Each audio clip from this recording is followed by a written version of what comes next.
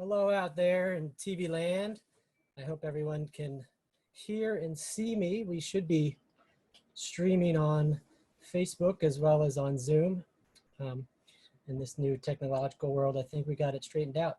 So I'm Robin Rogers. Thanks for being with us tonight. I am the program director and glass studio manager at the Chrysler Museum of Art.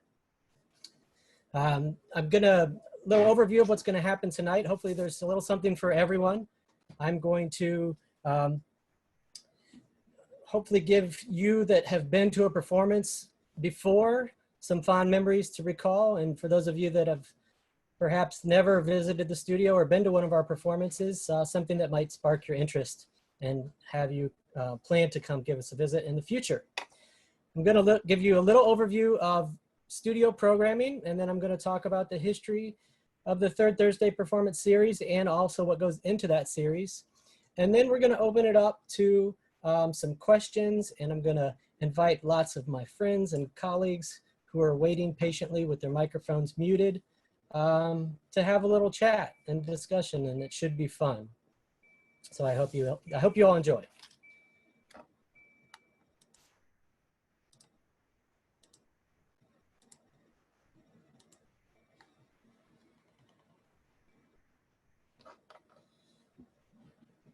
Third Thursday, Inside Edition. So a little bit about the Chrysler Museum of Art Glass Studio.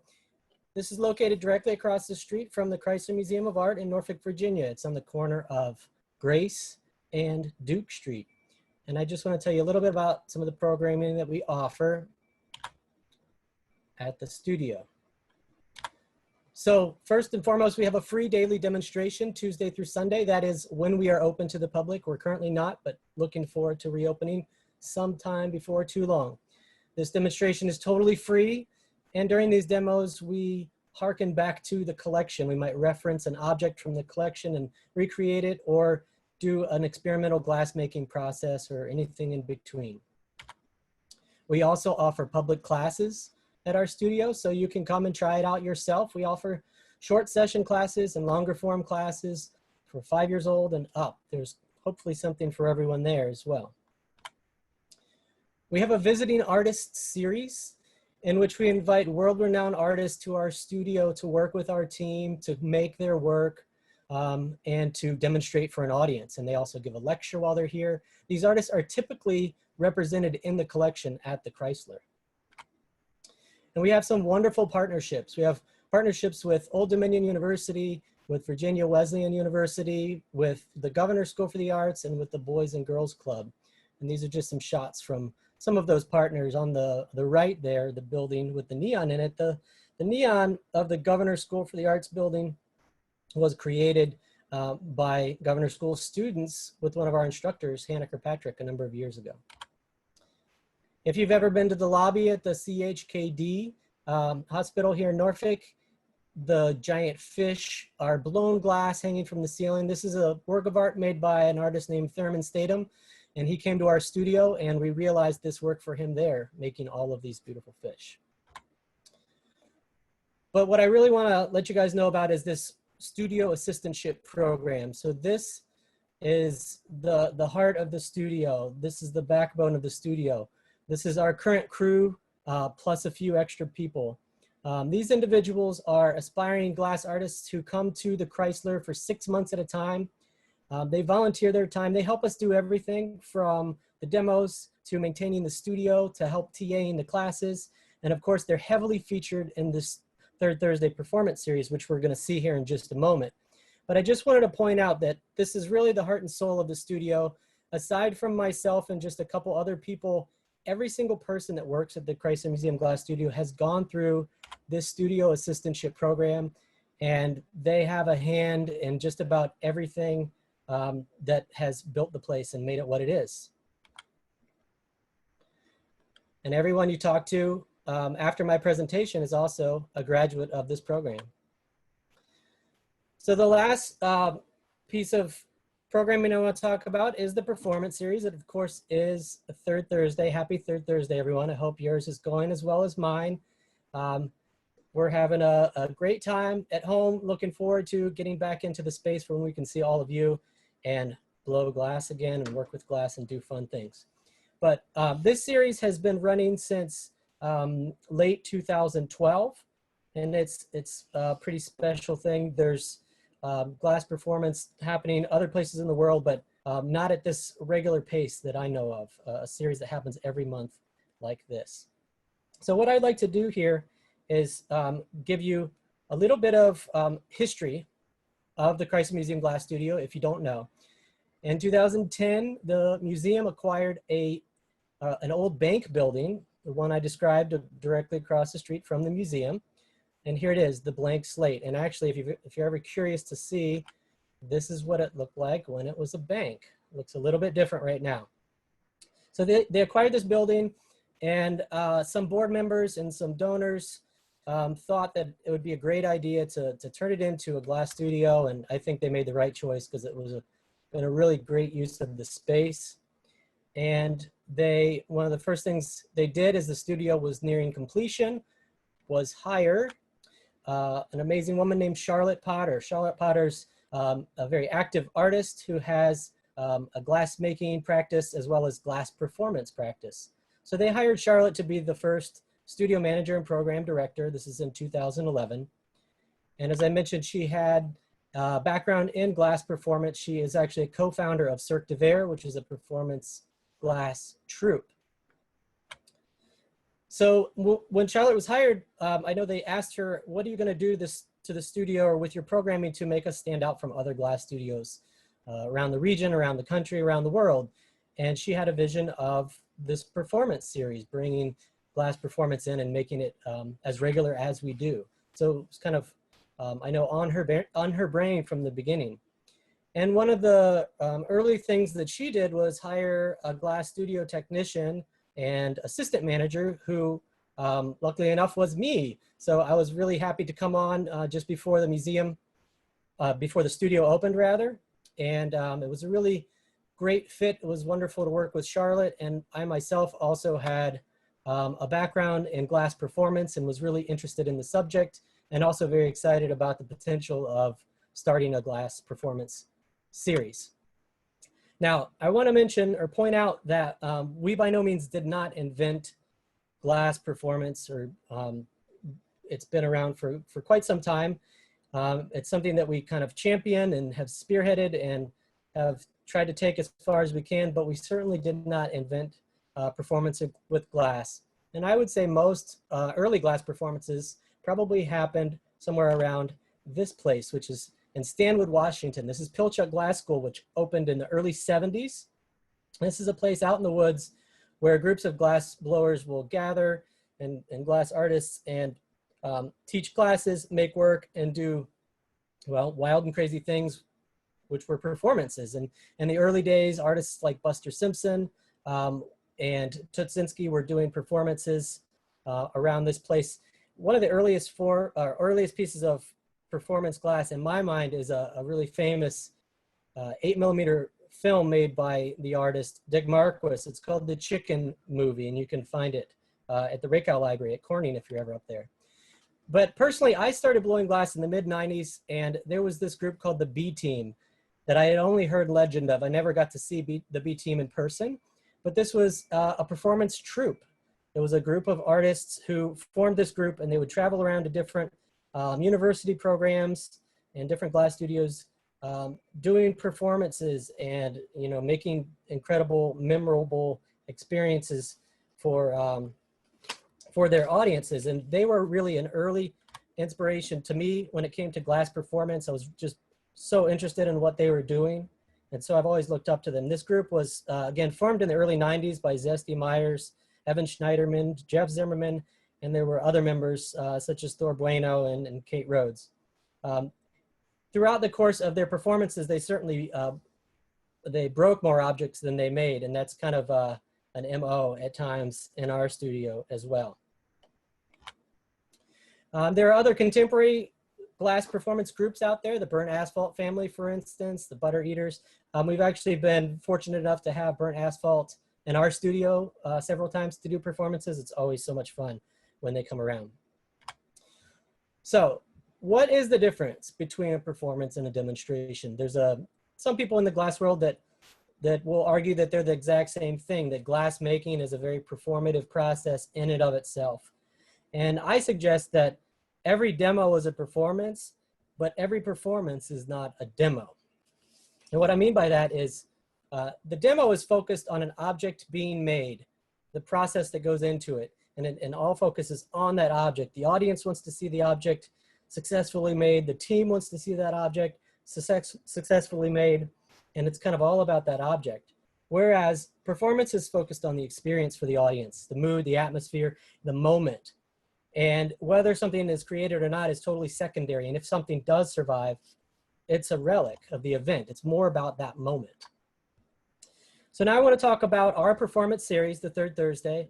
And there's a few early examples, actually, before we had a formal series with the posters and the advertising and, you know, everything that surrounded that. There were a few precursors that really stand out in my mind. Just three that I'm going to point out that I think were really kind of pivotal. It was when we were kind of figuring out the space and figuring out how to use it. And here's one that Laura McPhee, I believe she was a studio assistant at the time. She's now one of our team members, did in about 2012.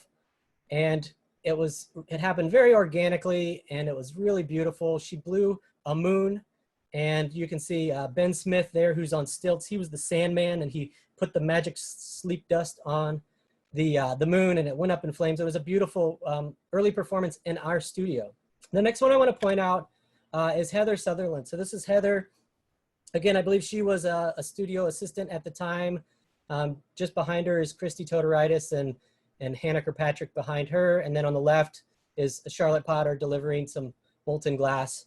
So this was a powerful group of women glass blowers sculpting a glass stiletto while in stilettos, which was just an amazing thing to watch and see. And it always reminds me of the old saying that Ginger Rogers did everything Fred Astaire did, but backwards and in heels. And the last one I'm going to point out was on an infamous Halloween night. Again, early days, Ben Smith there did what he called Sins of the Body. And he was, I can't remember his doctor's name, but he had a name for himself. He was the doctor. And he basically performed surgery via shadow puppetry. And he was removing organs from his patients there laying on the table. It was a lot of fun. So again, all of these were kind of precursors to the actual, what was originally Third Wednesdays and then Third Thursday series. These were kind of organic ones that just came up real quick, and the assistants put these all together. It was really lots of fun. So since we began the official series in October of 2013, 2012, we've done to date 89 performances, which is really hard to believe. And if you've ever been in the stairwell at the Glass Studio, we call it the Stairwell of Fame.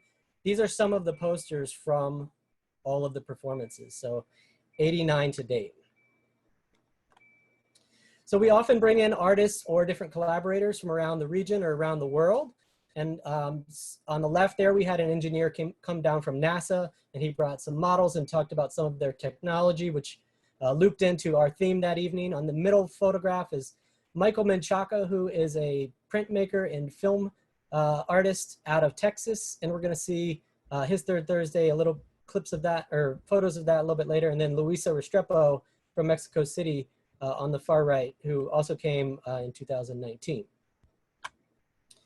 So what I'm going to talk about now is some reoccurring themes and how we kind of approach these. And although they're all completely different and we rarely repeat anything, there are certain kind of things that we fall back on or think about as we begin to create the Third Thursday. And one of them is the environment, so setting the stage. So a lot of times when the audience walks in, there's already an environment for them to experience. There is, it's almost as if you're walking into an installation work. In fact, many times you certainly are.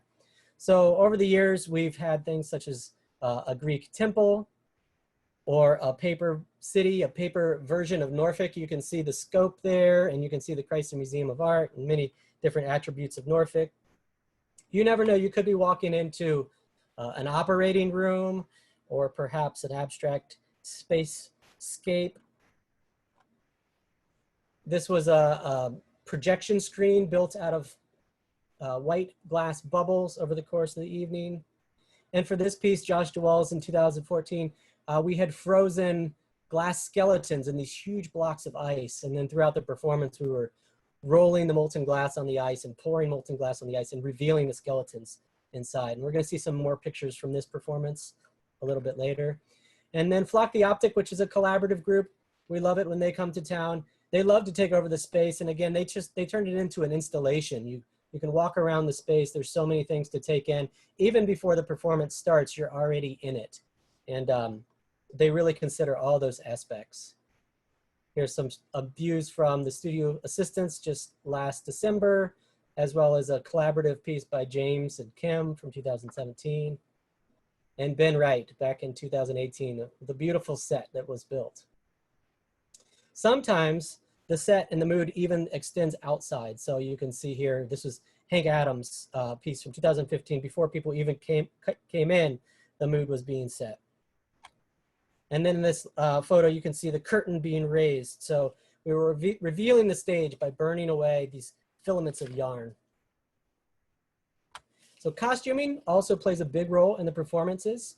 It helps to add to the ambiance and also sometimes informs the narrative if there is a narrative. And we've had so many different wild costumes over the years, from Old West to on the left there, Alexander Rosenberg, who was collaborating with a musician named Gull, based out of Richmond, Virginia. If you know Gull, he's amazing. He always plays with a mask. We had space aliens and astronauts, and on the right you can see colonial glassblowers, as well as the wave people, the water people that move the boat around in the front there. There they are sailing in on the Susan Constant. We revisited the roots of glassblowing in ancient Rome by wearing togas. And then of course, on the right there is Deborah Cheresco and the studio team in holiday garb blowing the world's largest ornament. Here's a great one from the Exquisite Corpse Revisited, where the three teams had a variety of themes to their costumes. Shiva blows glass there on the left. What is it like to blow glass with 4 arms? And then on the right, Brian McGovern Wilson, this is King Arthur surrounded by his court of angels. And we'll see a few other photos from that coming up too. Dayglow paint is never in short supply. And there again, Flock the Optic with some of their costuming. And then I mentioned Michael Minchaka before, the artist from Texas. Michael actually had a show in our box across the street at the museum, where he was responding to some of the Mesoamerican pieces in our collection and some of the characters on those pieces. So while his show was on view in the box, he brought his drawings to the studio, and we created costuming based on his drawings. And you can see the claws are glass. A lot of the parts, the teeth, for instance, are glass. There's a lot of glass elements directly put into that costume. So movement is another important thing that we consider when putting Third Thursdays together. And glassblowing is certainly a dance. You move throughout the space in certain steps and a certain timing. It's very important, and it's what we reflect on. But we've taken that even further and hired professional dancers to come in to respond to the glassblowers' movement, to move throughout the space. And also the performers themselves are usually moving, as we say, with intention. We have them moving with purpose and slowly, again, helping the narrative, helping to build the mood. Here's some great shots of human mandalas during Nisha Bansaw's presentation in 2016. Nisha, as you'll see later, was creating glass mandalas using a vibrating metal plate. But in this case, we were responding to her mandalas by creating mandalas with bodies. And then on the left here, Sean Sahlstrom, who is dancing with a molten bubble on the end. This was a very quick moment as he danced with that bubble. If you watch the video from this one, I think you can catch it on there. And then on the right, this is from Gail Foreman's A Hot Day at the Playground. And this was a swing set with molten glass pouring through a sieve, and the way the glass moved and danced was really, really beautiful, reflecting on that movement. And then Etsuko Ichikawa, she makes these pyrographs where she's burning paper with molten glass, and it leaves a mark behind. In fact, we have one of these pieces in our permanent collection. And if you've if you were at this performance or you've seen a video of it, she moves very much like a dancer as she's creating these. Okay, another really important aspect to the series is the music or the score. So again, the music often helps with the narrative. It might move the plot line along. We've had 2 performances with live opera singers. This is the first, which was The Phantom of the Hot Shop, which was amazing. You can see the chandelier hanging above the Phantom there. That was made specifically for the performance, and you can guess what happened at the end. The chandelier, well, it came to the floor. You'll have to watch the video to see that. On the left, another opera singer. This was our Spaghetti Western opera with Joe Grant in 2018. And then we've had a number of other musical acts in the space. On the right was some members of the Last Bison performing. This was Hannah Kirkpatrick's performance. Behind the guitarist there, you can see a camera obscura wall that we were creating beautiful lighting effects with molten glass and different fire sources. And you'll get a glimpse behind that camera obscura wall here in a couple slides. Sometimes the musicians will actually interact with the glass artists. So this is Boyan Yoon and Kishi Bashi making music together, experimental music. Boyan makes these glass instruments, which are really, really captivating. And Kishi Bashi was looping them and singing on top of them and playing his violin on top of them. This was a really great one.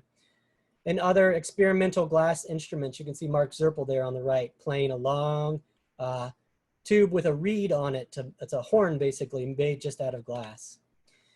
And then other times, this is Chris Duffy and Eaters, which he is a musician as well as a glass artist. So the glass and the music was completely entwined in this one and inseparable.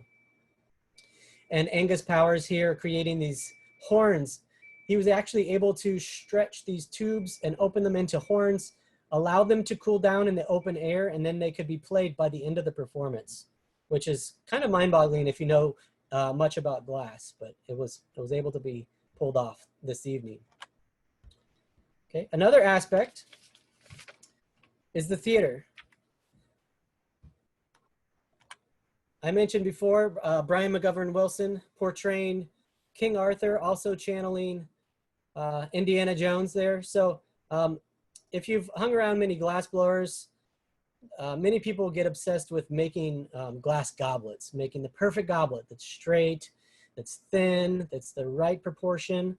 And so in this performance, he was King Arthur questing for the Holy Grail, and he made many attempts to create the Holy Grail, one right after another, and they were never quite right, and they were breaking on the floor and didn't quite work out for him. I'm not going to give the ending away to this one. Again, you can find the video online, but Brian's actually a thespian, and he had beautiful lines. It was really great. We've also had members from the Core Theater Ensemble in Norfolk come in and act out scenes from the Glass Menagerie, Tennessee Williams Glass Menagerie.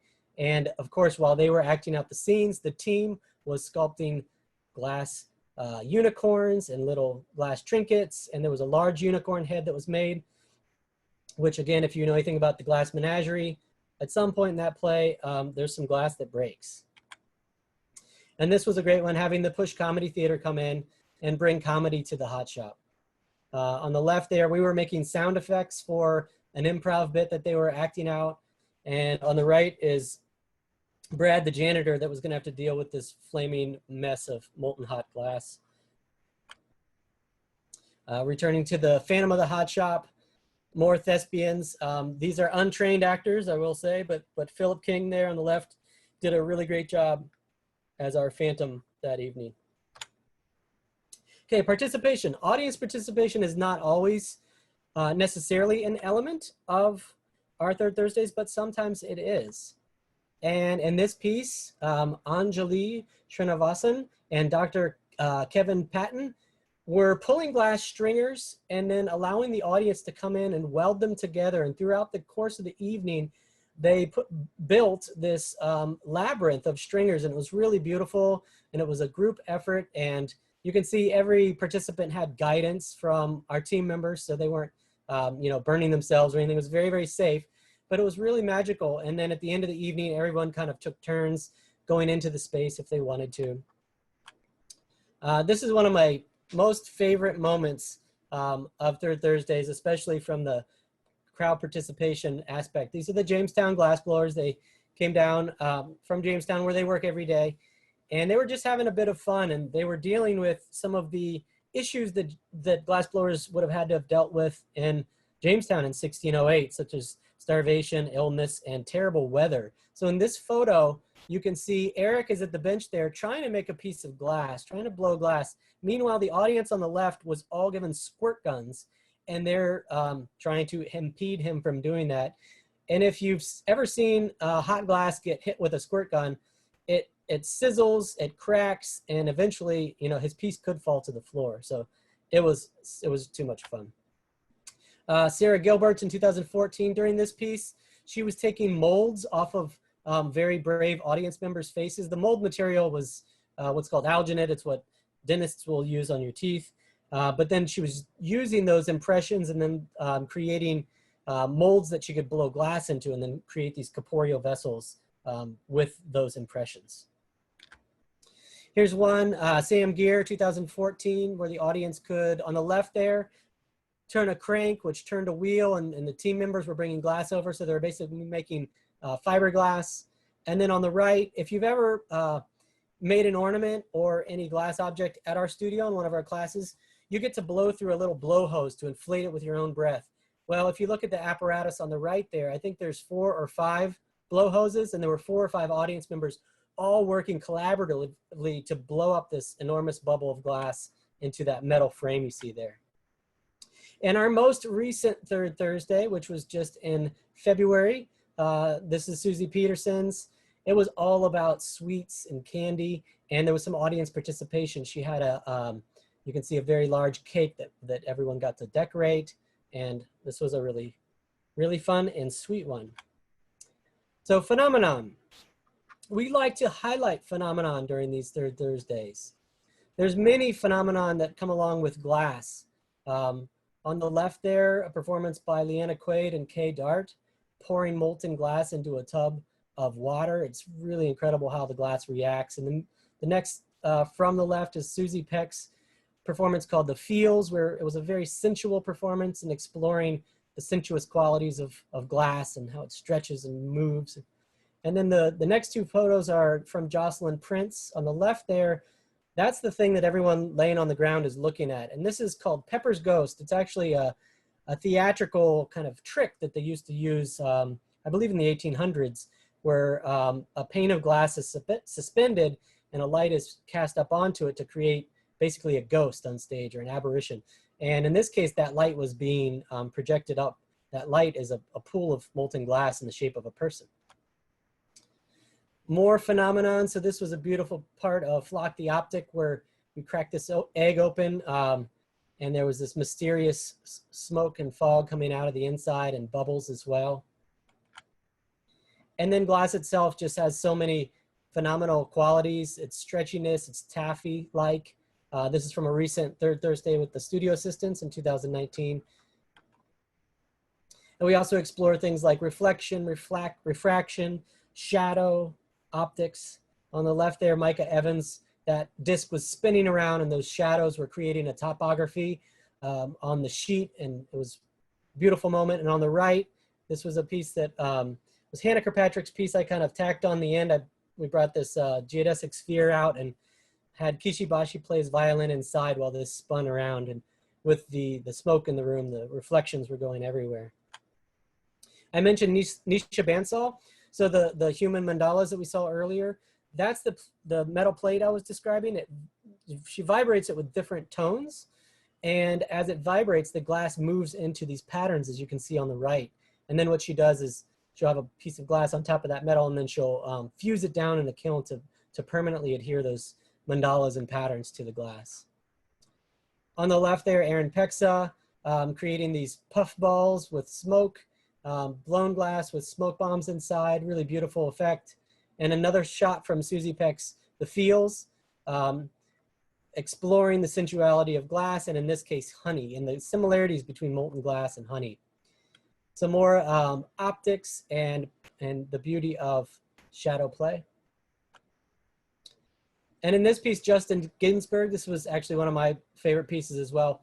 He's inside a spinning metal cage, and there's a fiber optic being wrapped around him in molten glass. He was being separated from the audience by this fiber optic, so by technology, he was being cut off. But simultaneously, he was on his phone broadcasting his experience to Facebook Live.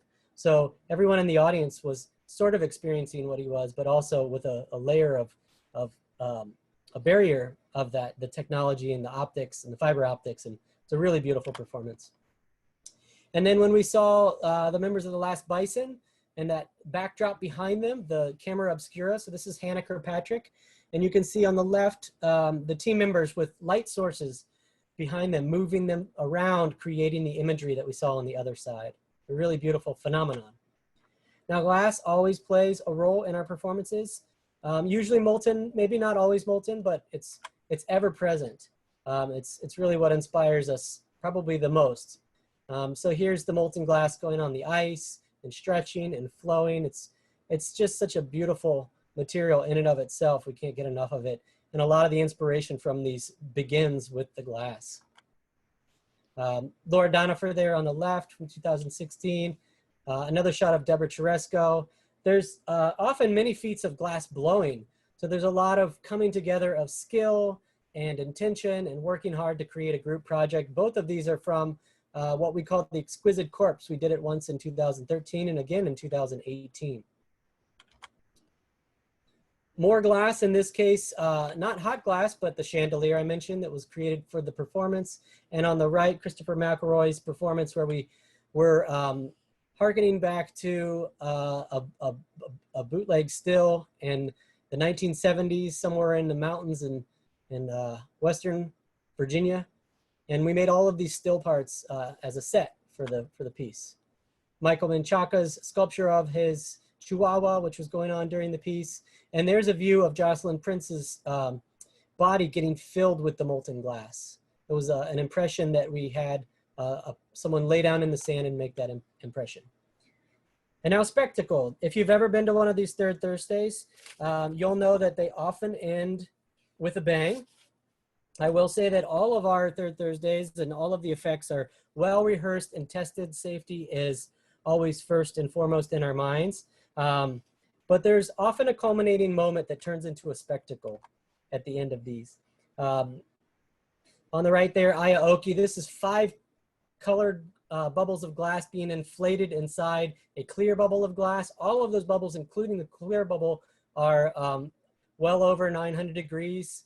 And to pull this off is quite a kind of a moment of culmination of all of these, the timing of the bubbles and the movement of the people. It was quite a spectacle. And on the left there, a large bubble being blown into a metal structure. This was again from Leanna Quaid and Kay Dart's performance.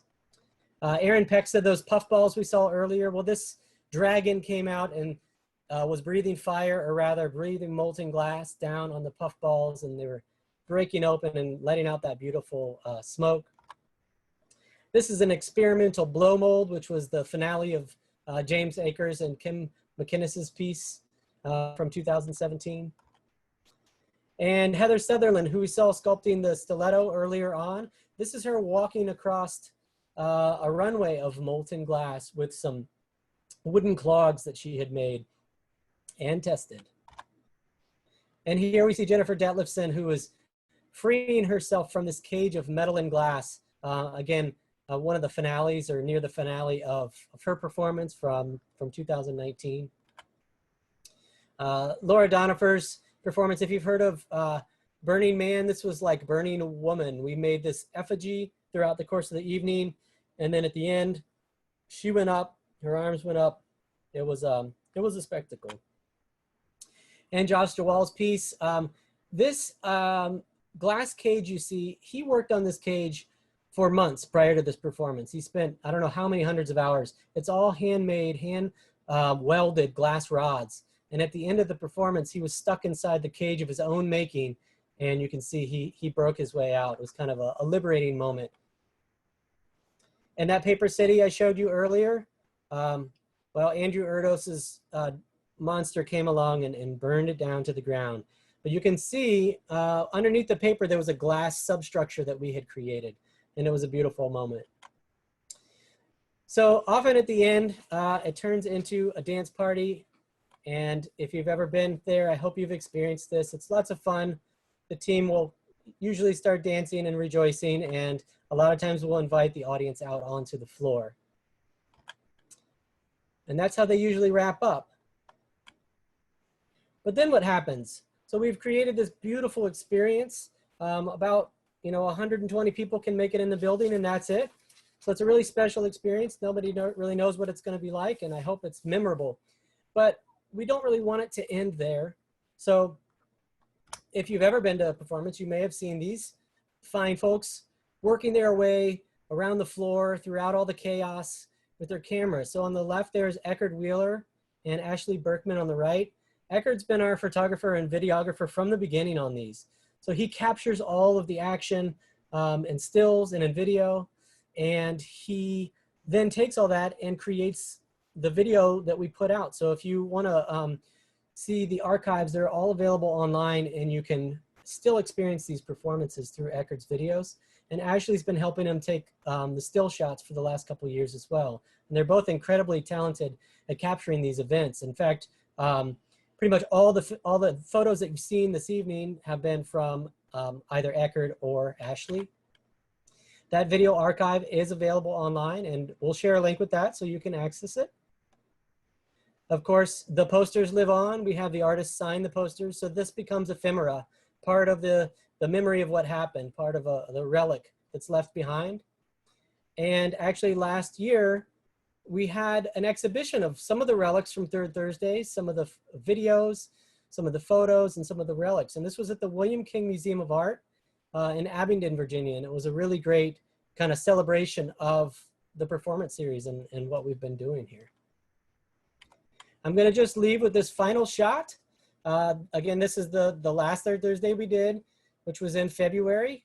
And this was Suzanne Peterson's Candied, it was the name of it. And it was all about sweets and comparisons between sugar and glass. And there was cotton candy and glass jump rope, and it was amazing and beautiful. And we can't wait for the next Third Thursday. So what I'd like to do now is let some other voices be heard.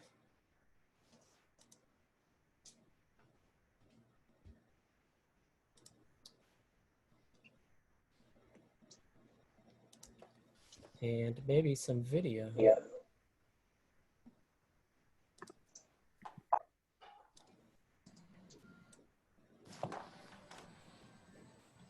All right. Okay. Can you guys hear me? Eckerd? Can you hear Eckerd? Eckerd? Eckerd. Yeah. All right, you can hear me. Marcos, hello.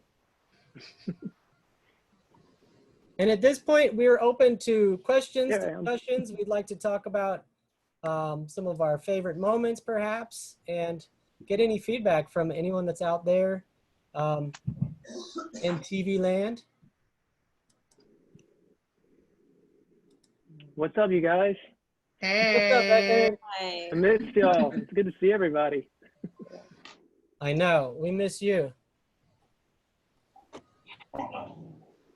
So it looks Hey. like one of the questions Whoa. we've gotten on Facebook is, how do you select the artists for performances? That's a great question. How do we select the artists for performances? It's mostly by invite. Actually, we've never done a call for performances, but sometimes we will get people reach out interested in doing it. And I would encourage any aspiring or established glass artists that are out there that have ideas, reach out. But usually, mostly it's been by invitation, and we've asked people that had a background in performance or not.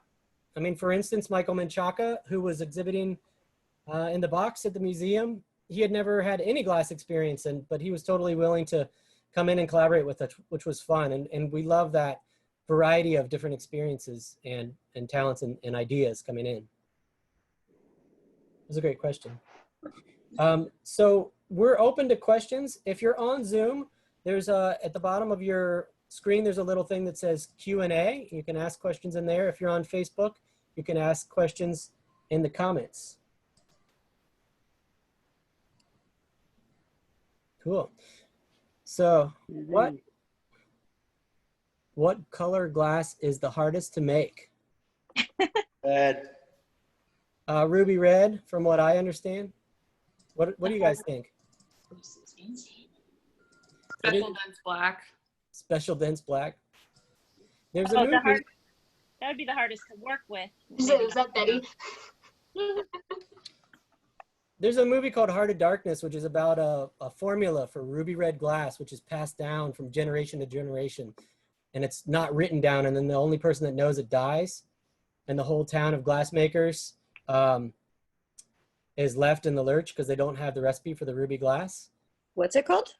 It's called Heart of Glass, I believe. It's a Hertzberg movie. I'm probably butchering that name, but all the actors and the crew were hypnotized before they filmed it. Look it up. It gets wilder and wilder. But red glass, if you leave it in your furnace too long, Curiouser it and will curiouser. it turns brown pretty quickly. Ooh, Kelly asked a question. Kelly Conway. Who's on your wish list? Well, the top of my wish list is the B Team reunion. Bring it on. Ooh, that would be so epic. Yeah. I don't know. What do you guys think? I always wanted Yuka. I wanted Yuka to come and blow. I wanted her to come and blow sugar and glass. Oh yeah, her sugar practice is amazing. I've been wanting to get John Capps there. Oh, yeah. He had a performative thesis. So. Yeah, John Capps would be great. John has been in our studio. He came down with John Miller when he was a visiting artist. So let's see, what's another question?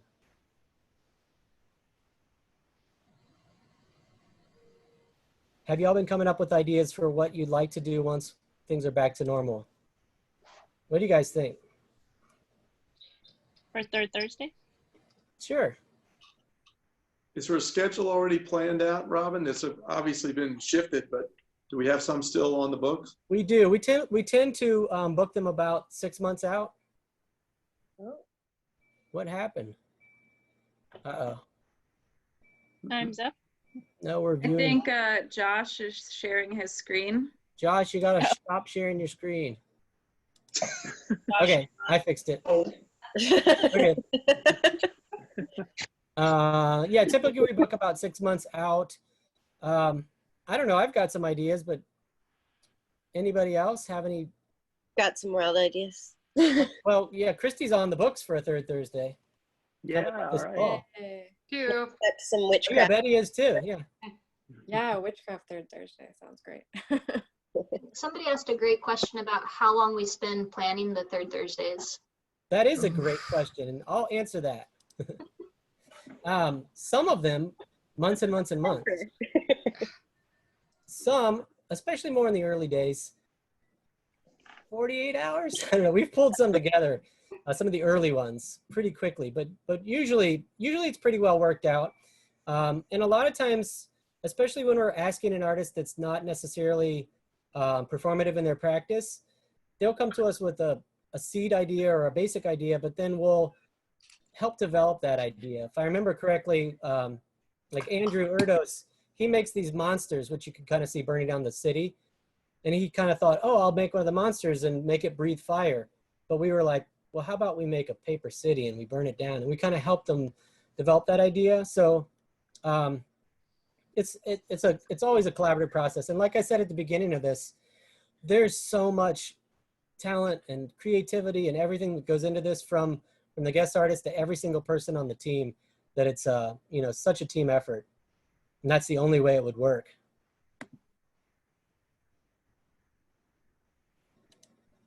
Tom Moore's took, I felt like, forever.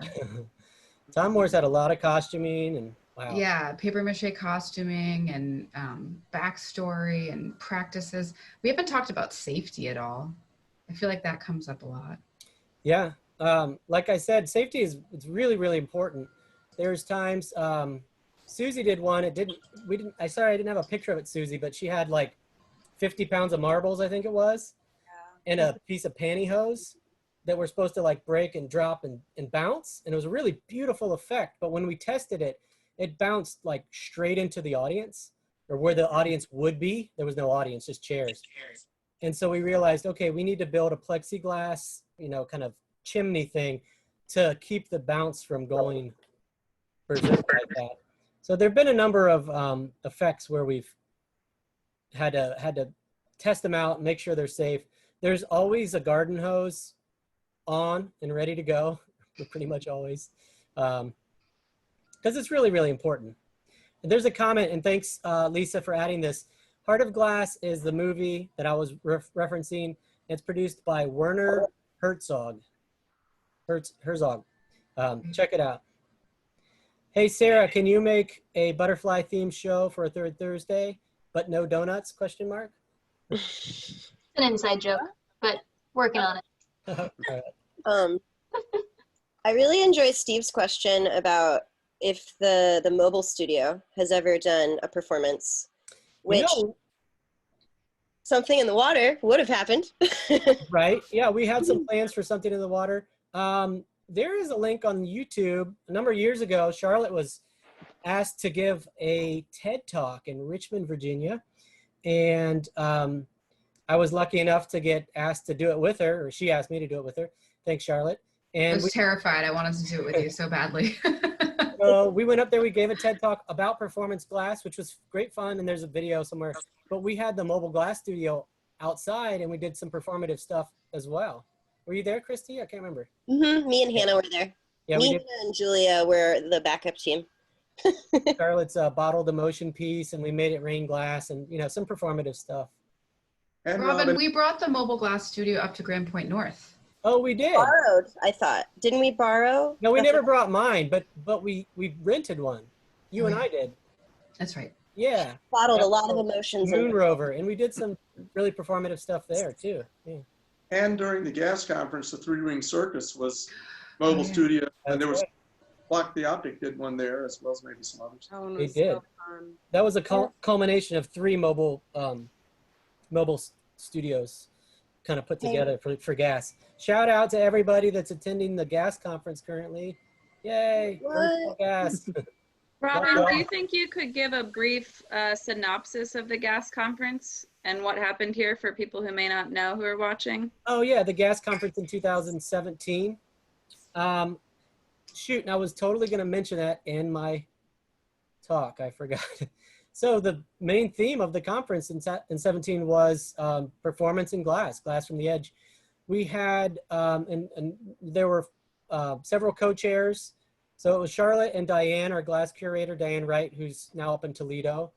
And then Colin and another local Virginia Hitch. And I was one of the co-chairs. Is that it? Yeah. 5. And it was the best gas conference that ever happened. And if you weren't here, you totally missed it. There was that one in Italy too, but no, gas is great and they're all great. But ours was really fun, and we had performances every night. So we had demos during the day, lectures, lecmos, and then a lot of times at gas in the evenings you're on your own. There were performances each night, which was amazing. And I know that's something Charlotte was spearheading the whole time. We hope to host again. I can't commit to a year or a date, but I'm hoping it's only a matter of time until that great conference comes back to Norfolk, Virginia.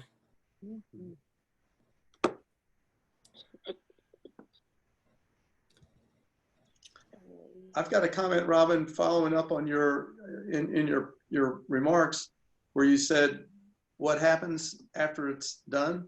Yeah. And it was a great segue to showing what Eckert and Ashley do, and how people can tune in and see, watch, a whole bunch of performances on the Chrysler website. But what I thought of when you first said that was something that's always amazed me, and not to pierce the bubble of the performative, aspect of it, but what happens afterwards is everybody has a great time. They leave the studio, and then the whole studio team hangs around and cleans the whole thing up. They absolutely do. I've always been really impressed with that because it's a lot of effort to put it on, and then to prepare for it and then put it on, and of course we're all enjoying that. It's a labor of love, but then everybody leaves and the whole mess gets cleaned up, and I think it's just important for people to know that that's another part of the labor of love that the team puts in there. Absolutely, Colin. Thanks for pointing that out. Yeah, the cleanup is certain third Thursdays. It is quite a Herculean effort. Extensive. And the team, it's a team effort through and through. There are a couple questions that came in. Someone was asking about talking about each of the panelists and them maybe mentioning their involvement in the Chrysler. So if you're willing to do it for yourself, we could go around. I'm going to tell you what order you are on my screen. I don't know what order you guys are on your screen. If you're not comfortable, I'll introduce you. But if you were a studio assistant, tell us what year you were a studio assistant and maybe what you're up to now. I'm going to start with Christy on the top left. Hey, I'm Christy Todoritis. I was one of the original 5 assistants. My assistantship, I guess, was in 2011, all the way to 2012, because they were a little longer back then. And I just wanted to say I really love that you put in that photo of it as a bank, because after being here for like 9 years, I've never seen that, and that just brought me so much joy. So thanks. Next for me is Kelsey. Hi. I was an assistant in 2015, 2016, and I think 2017. And then I now work at the Chrysler as a staff member. So. Next, I have Charlotte Potter. Hey, I was the founding manager / programming director, and I came in 2011 when it was a bank building. And then I left to have some children, and now I'm back. But I'm at the Barry Art Museum now. And yeah, it's amazing to be in front of all these beautiful people that I love so very much. This is awesome. I'm so happy to be home. When you gonna do that glass ballet, Charlotte? Yeah, I almost raised my hand. So I have had a dream for a long time to get on point shoes. I used to do dance. I am way out of practice at the moment. And if anybody gets excited about that or has a dance practice and wants to try to do that with me someday, I would love to. Next on my screen is Katie Murphy. Hi, I'm Katie Murphy. I did the assistantship in 2015. I left for a few years to go to grad school, and I'm back as the program coordinator. And I am trying to answer your questions on Facebook as we do this. Thank you for tuning in. Thanks, Katie. Next, I have Jen Detliffson. Hi, I'm Jen. I did the assistantship in 2017, and I currently work at the Chrysler Museum as a gallery host. And I recently did a third Thursday in November, which was, yeah, counting down one of the last ones that we got to experience before all of this. And you have a solo show right now. I do, yeah, open through June 5th at the Norfolk offsite at MacArthur Mall. Thanks, Charlotte.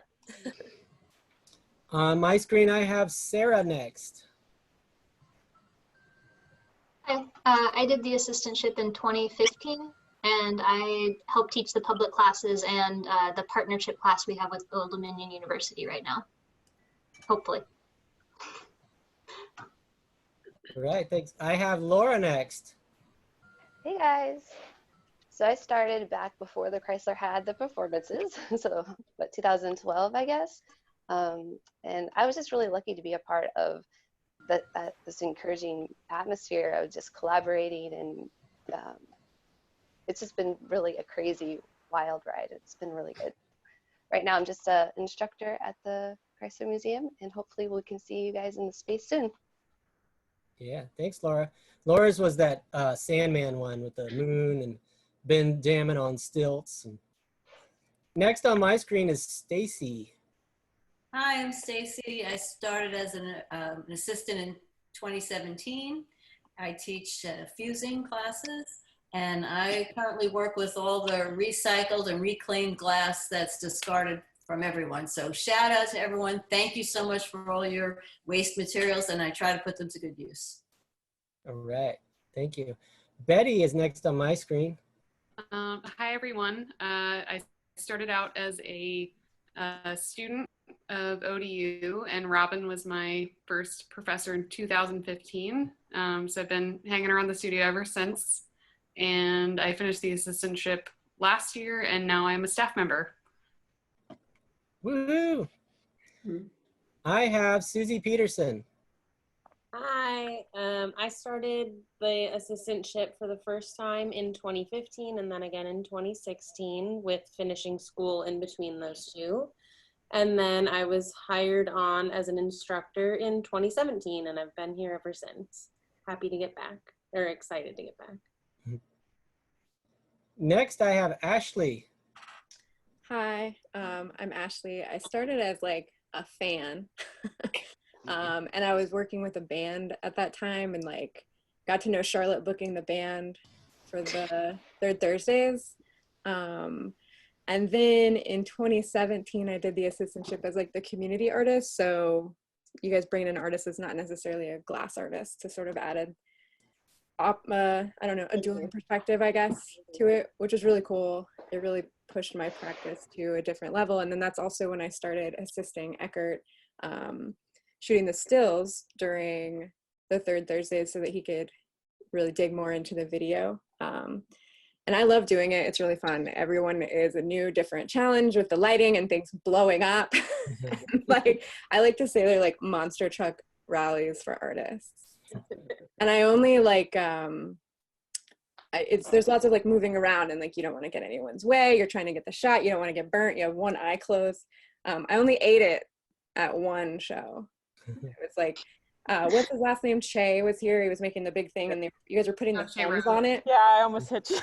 Yeah. Well, the bench was in the middle of the floor, and I was trying. People were turning in the opposite direction than I was used to, and I was trying to get out of the way. Just didn't make it, and just like ate it and like slid across the floor. And the audience was like, "Oh," but the glass was fine. So, but sorry, I've been burnt. Only ate it once. It's been great so far. So I'll be happy when they're back.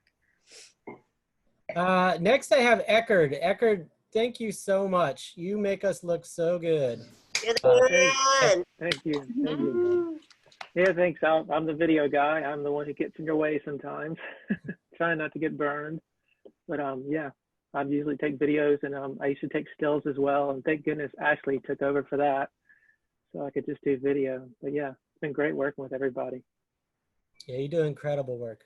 I think one of the things, I have to do a little plug for Eckert here, that is so incredible about this particular program is that there is a comprehensive archive. I don't know any other one that truly has the documentation the way that the Chrysler does, and that's entirely because of Eckert and his generosity and his time.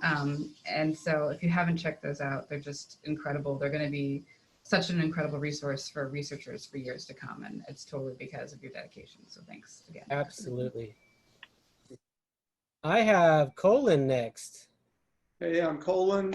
I started back at the beginning with Christy and Hannah in the first group. I'd been blowing glass for a couple of years, and I was involved with a group that sort of had the idea of turning this bank building into a glass studio early on. And so then when it started happening, Charlotte and Robin were kind enough to let me keep hanging around. And Charlotte thought maybe the assistantship program would be a good spot to as an entree, and I loved it and have been around ever since as the perpetual assistant. So I appreciate you all giving me that opportunity. It's just an amazing place to be, and amazing creative people that keep coming in the door all the time. So that's one of the things I appreciate the most about it. All right, thank you, Colin. Josh, are you there? Yeah. Speak. We want to see your face. I know. I think my computer's broke. Lame All wires coming out of it, so I'm assuming it is, but it's working enough. Well, hey, tell us a little bit about yourself, sir. Oh, geez. I don't know. I might be the only one who wasn't an assistant there. I Robin helped me. I know it was you, Robin, helped me get a job there in 2012, I think, 11. I don't even know. It was right after grad school. And yeah, I worked there for about 3 years as a studio instructor. And I bounced all over, and now I've landed back in my home state of Illinois. I live in Chicago as the production manager at Ignite Glass. And Josh was the one that was in the glass cage and breaking his way out. I loved your performance. It was really great. It also had the ice, and there was a lot of great elements to that one. Thank you. I liked it too. And the biggest thing for me was like, because like you guys kept saying, we have this awesome team, which I've worked in a lot of places, and that opportunity to work with people like that and having all the assistants and all the energy and resources really to create things like that is really rare. And that was just awesome to be a part of. So there you go. I really wanted to engage as many people, and like I wanted you and Julia to be a part of it as much as myself and all the assistants. So like having like a triple kind of act and having as much teamwork and effort and people involved as possible was like my favorite part. It's great. Thank you. We need to have Josh back. Yeah. I want to come. Also, everyone can also see that piece in the new glass review, right? That cage. You were in the new glass review for that years prior. Long time ago. Yeah.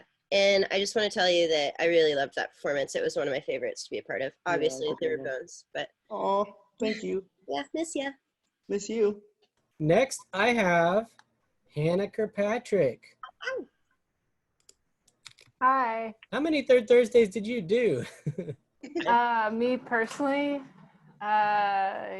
Kishibashi, the Ben and Amos, and then with Paul Kim. From Darkest Night, yeah. Yeah, maybe, I think the only three. Three. Maybe. Bureau? Maybe 4. Tell us who you are. Tell us who you are. Oh yeah, okay, sorry. I'm Hannah Kirkpatrick. I started as an assistant with the first group with, let's see, Christy's here, with Christy in 2011, and then I became an instructor in 2012, and was an instructor up until 2 years ago when I moved to Michigan in 2018 to study architecture during my graduate degree here. And I want to thank Eckerd for filming everything because I get to watch it all the way from over here. But of course, it's never the same if you're in person and you have all those moments that are surprising and fun. And yesterday I was going through, I don't know if you can see this well. I don't have good lighting in here, but it's Tom Moore's outfits with the first like neon festival that happened. So. All right. Thank you so much, Hannah. Julia's next on my screen. Hi, I'm Julia. I came with Robin in the beginning and was put to work. Didn't do the assistantship, but just helped out with whatever was needed, and always enjoyed being part of the community and helping out wherever people need me.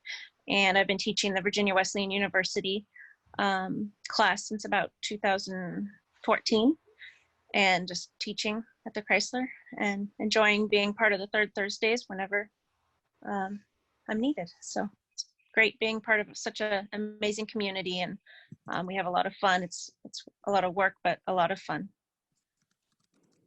Thank you. Susie, you moved on my screen. You already talked, didn't you? Nope. Susie? Did she? Yeah, I did. Yeah. You like disappeared and then reappeared on my screen. Oh, sorry. No, you're fine. So there's been some chats. Some people have been talking about their favorite moments. I will read maybe some of these. Favorite moment, Laura Donifer for sure. The Exquisite remix. The assistant shows are some of my favorite. Char's sister act with Grace, which was one that was not open to the public, but that was a pretty amazing one. Tried so hard. People have interesting memories. Hannah shaving Robin's beard. That was awesome. I shaved my Yeah, that beard. was cool. You actually, Yeah, I was drinking the whiskey next to him. Oh, okay. I filmed it and I It looked like misremembered I it. was like, did I shave his beard? I thought you shaved it. We've done some crazy things over the years, Yeah. but It I was. don't think that crazy. It was iced tea. It looked like I whiskey. remember when I discovered as a young buck that you can't use a fire extinguisher more than once because we didn't test while Cud was there, and then when we needed it, we were like, ah! That's so funny because it goes back to the safety thing. We were like, we're going to do the Right. dress rehearsal and we're going to use the fire extinguisher, and it worked perfectly and it looked amazing. We were like, oh, this is exactly what we need. And then when it actually happened, it turns out you use that once, they're one and done. Now we know. It's like, wah, wah. Sarah's favorite moment is when Laura broke the unicorn in everyone's dreams. That was one of my favorites too. Yeah, that was a good one. That's like a moment that was built up. Yeah. Being shipmates with Laura and making an impromptu performance. That one came together in short order. Yeah, we've had, there's been a couple where for whatever reason an artist couldn't make it or something, and we've had some last moment, switcheroos. And the audience usually doesn't even know. Flaming Fire with Jonathan Davis. Yeah, we had some professional fire dancers come in doing the glass poi. It's pretty amazing.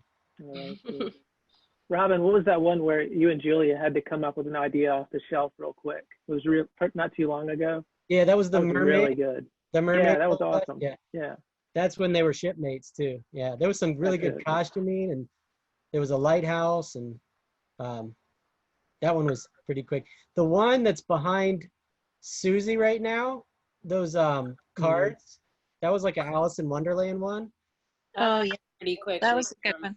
It was Ross Richmond and Randy Walker, and I remember they were teaching a class, and they were also doing the third Thursday, and it was Tuesday before third Thursday, and we're like eating lunch. Remember? At Orp. Yeah, I remember.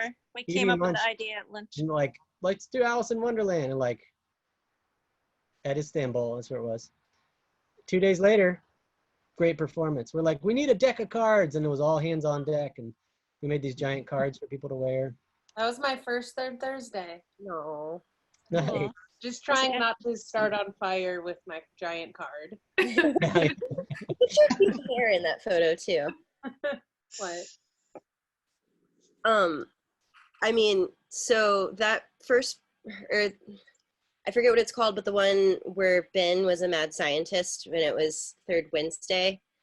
I know when we were having like an email thread, like I emailed you about that one and a couple other people said something about it. I don't know. That one sticks out so vividly because it felt like the first time we got really theatrical with it. Mm-hmm. Not to mention, I was like a weird sidekick and I did strange witch cackle, which like everybody was like, whoa. And then it started a running joke that like literally turned into like my business slogan that I was the local glass witch. And I just think it's funny and weird because it's like really hard for me to separate like my glass career from the Chrysler or my situations at the Chrysler. And I don't know, it's just fanciful. Yeah. Oh, Catherine's saying that those are the cards we let Eddie use during the magic show at Gas. So some props do get recycled. Yeah, yeah, they come back around. And Josh and what's that? I was going to say, Josh and I had a lot of fun on the Iron Chef one, competing against each other. Oh, the glass chefs. Yeah. Yeah. I didn't put a picture of that one in, but I don't know. We have ones. There's photos. Yeah. Oh, there's, yeah. Yeah. Catherine was also asking about the studio assistantship program. I will just say that it's an incredible program. The next applications will be due in October, but if it's something you're interested in, there's information on the website. These folks can talk about it better than me because they've gone through it, but it's something that we try to create opportunities for people to develop professionally with building websites and resumes and learning to make proposals and like museum proposals or grant writing. They also make work while they're here, have an exhibition, help us run the studio and all the classes. And it's a really lively time, and hopefully they view it as a residency and a time to be really productive. And most folks do. If you have any questions about that or anything, you can send emails to studio@chrysler.org. But we should probably maybe do like a last call for questions. Any internal questions? Do you guys remember when the studio was always like 110 degrees in July? Oh. Yes. Like the first 5 years? That's when we ended up with the McKinnon ice bin. I was just about to say, the ice machine was a real turning point. That And was when the White Knight came out. Yeah. That was a very necessary purchase. All of you glass blowers that might be watching out there, if you don't have an ice maker in the hot shop, right in the hot shop, you're missing out. And You then can when put that it's really towel hot, behind your neck. It's perfect. and then you empty the ice maker into the pipe cooler just to. I remember when the AC got installed, when we redid the HVAC and we were having a meeting, and the feedback's like, well, what do you guys think? And somebody raised their hand and they're like, well, it's still hot when I blow glass. It's always good. It's always going to be. There's a question in the audience about the gas bill. I'm not going to go into details about the gas bill, but you can imagine the furnace is running 24/7. What I will say is that all the equipment we have is very well insulated, and the combustion air is recuperated, so it's preheated, and it's as energy efficient as it possibly can be. And this equipment is more energy efficient than ever. But I can't give you a dollar amount. Sorry. Priceless, just like the experiences that we get being the assets too expensive. Honestly, though, I think like I don't have a closing question, but the connections that I made personally through being a part of the Third Thursdays, I've seen it on both sides as the assistant being in the Third Thursday and as the artist. Creating this vision and having this amazing team of people come and just make your dream come true. The connections that I made with artists like Nisha Bandsaw, Rui Sasaki, Laura Donifer, who's now my fairy glass mother after I performed in her Third Thursday, and that's how we met. With my partner who's squeaking over here, performing in Ben Wright's Third Thursday, and that was our meet cute. There's nothing else like it in the world for these amazing connections that you make when you're making a beautiful thing together as a team. Maybe that's a good thing to go out on. How many Chrysler love stories are there? Hannah, that's right. So Hannah met her husband giving him a private lesson. Right, Billy. A private glass blowing lesson. There, yeah. He was hot for teacher. He was hot for teacher. Jen and Ben met there. Who else? Johnny and Emily. Johnny and Emily now have a baby. They met there. Yeah. Heather and Tyler proposed. Remember Grant proposed? Oh, Grant proposed to, Grant Garmezi proposed to his wife. Yep. Yep. Heather and Tyler. Done though, so but it was a thing for a minute. Heather and Tyler did meet at the studio. Mm-hmm. They were married. Done that route, then we can be like, what about Carl and? Oh, let's not go that route. Let's keep it above route. We're just talking. Celebrate the love stories that worked out here. The proposal was really a special moment. I almost put a picture of that in too. Yeah, I'm really surprised it didn't show up. I felt like that was a hallmark moment, if you will. I was trying. Those are my cups. There's a lot of them, though. You guys have been doing this for a while.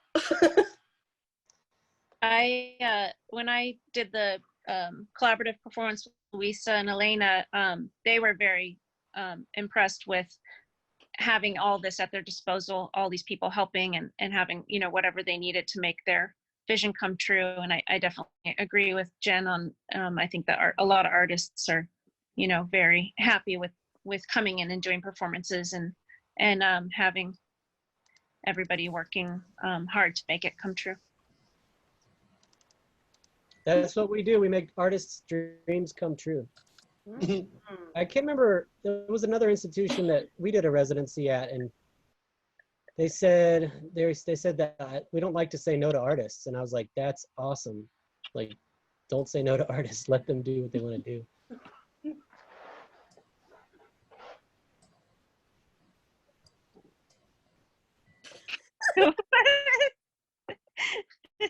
Well, Susie those are rad. Spencer, that's Spencer's doing performance art as we speak, and it's amazing. Okay, any final thoughts? We should probably wrap it up. It's almost 9:30. You can see we miss each other. Right. Usually at this part of the night, they've given us our drink tickets, and we've at least been able to have a drink. The fluorescent lights are on. There's Gail and Kathy. Oh, yeah. Gail. Aw, that was an interesting day because Tom was here and I. Wait, Robin, you're wearing the same shirt. Yeah, that's it. Ooh. Well, I think that was intentional. yeah. This is my third Thursday jacket.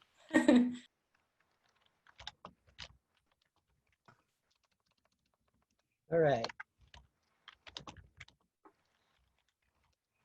My parting comment, Robin, would be that Charlotte and you brought something amazing to the community. You're both here, Charlotte in another capacity, and you've been here from the beginning, but brought something amazing to this community.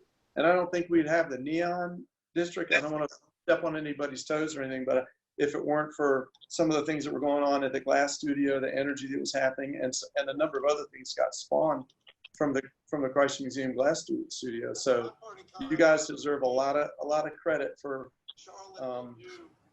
fostering the artistic and creative community that we have now. And and someone who's been here for a pretty good while, not just came into town when the glass studio started happening. I can tell you, it's a different and a whole lot more involved and vibrant scene in Norfolk arts and in the whole area, but than it was before the studio opened. So thank you guys for your foresight and creativity, and let's keep the energy going. That's what I say. Thanks, Colin. Yeah, really appreciate that. The neon district, Colin. that was all Charlotte. Yeah, That was never one person. That took a village. That'll be our next panel discussion. I was home raising my baby girl when you were busy building the neon district. So I think that this was great fun. I thank all of you panelists for joining in. If you guys, oh yeah, everyone knows, hands up. Hands up. You know how to do it. Oh. Hands down. Hands down. Hands down. If you guys want to stay on for a second, I'll end the stream and we can say goodbye privately. But to the audience out there, thank you so much for tuning in. I hope you guys enjoyed it. Come see us in person. You got to come experience this for yourself. Totally, you got to take. There's nothing like it. Is there a next third Thursday on the books right now that they think will run? I can't comment on that right now simply because of the topsy-turvy world we live in. But I can tell you that third Thursdays will return. Most likely we'll do something fun virtual next month, if nothing else, because we will.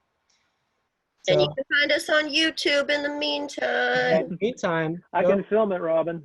All right. There is plenty of resources, or the archive of all of Eckerd's videos on the Chrysler Museum YouTube page. You can also access it from chrysler.org. So check out all those performances. Send us notes. Let us know what you think. But most importantly, once we can get together again, come visit us. Hey, Ben. All right. I am going to end the live stream. Thanks, everyone, for joining.